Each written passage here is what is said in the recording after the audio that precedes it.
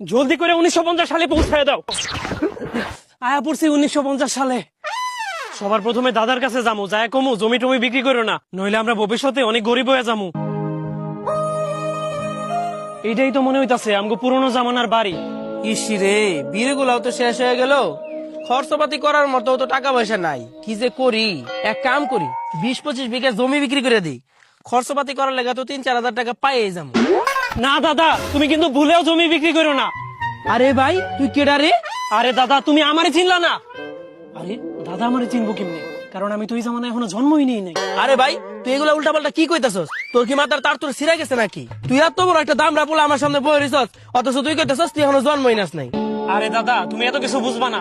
তুমি এই সামান্য বিড়ি খাওয়ার লাইগা এত দামি দামি জমিগুলা বিক্রি করো না। এই নাও, তুমি সিগারেট খাও। আরে সাহেব, এত দামি দামি সিগারেট তো আমাদের মতো গরিবরা খায় না, এগুলা খায় অনেক বড় বড় সাহেবেরা। নেন, আপনার আমানত আপনার কাছে রাখেন। আরে দাদা রাহো তো, এটা তুমি খাও, এটা তোমার নাতির ইনকামে কিনা। নাতি মানে? আমার পোলারই তো এখনো বিয়ার বয়স হয় নাই, তুই আবার আমার নাতি হইলি কেমনি? ধর দাদা, তুমি কথা কইন আছে। তুমি হইলে একটা মূর্খ মানুষ।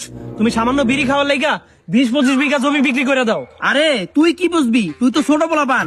এখন পর্যন্ত আমি আমার 100 বিঘা জমি বিক্রি করে দিছি খালি বিড়ি খাওয়ার লেগে। একদিন তো মইরে যাবো, এত জমি জমা দিয়ে আমি কি করবো? আরে এর লেগেই তো তুমি একটা মূর্খ মানুষ। আহো আমার লগে আহো, তোমার কিছু একটা দেখামু। ও যে আমারে কি দেখাইতে চায়, ওর লগে যাইয়া দিই আজকা।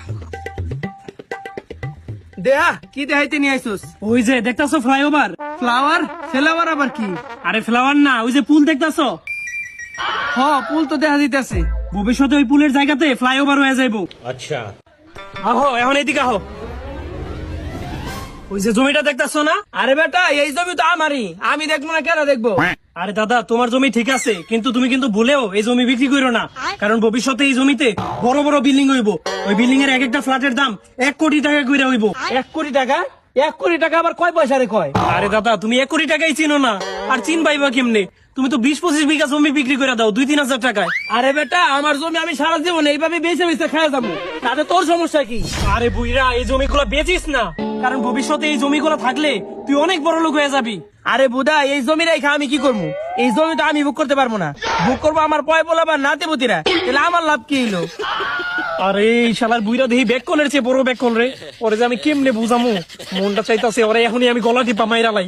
না, এনে থেকে আর লাভ নাই, জায়গা পুরোনো জামানায় যেহেতু আইছি, এই জায়গা থেকে কিছু একটা কিনা নিয়ে যাই। এই জায়গায় তো সবকিছুর দাম অনেক কম। এই জায়গা থেকে স্বর্ণ কিনা আমগো আধুনিক যুগে নিয়ে বিক্রি করবো, তাহলে ভালোই লাভ হইব। টাকা তো ভালোই লইছি, 2-3 লাখ টাকা, এগুলো দিয়ে অনেক স্বর্ণ কিনতে পারবো। ভাই কি লাগবে বলেন? ভাই, আমরা স্বর্ণের হার দেখেন তো দামিটা।